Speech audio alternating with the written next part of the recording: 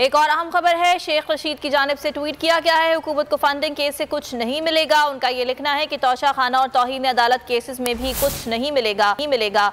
वजीरों का जुमा बाजार लगाया गया है। मैं इनकी आइन से इजाफी तादाद पर हाई कोर्ट जा सकता हूं, जबकि बिजली के बिल या चूल्हे में से एक ही चल सकता है। रशीद की जानिब से ये तनकीद की गई है।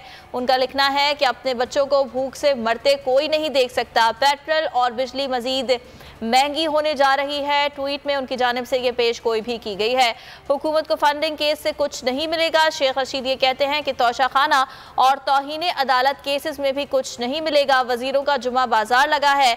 मैं इनकी आइन से इजाफी तादाद पर हाई कोर्ट जा सकता हूँ। शेख रशीद ने यह ट्वीट किया है। उनका लिखना है कि बिजली के बिल या चूल्हे में से सिर्फ एक ही चल सकता है। एक बार फिर नंबर 1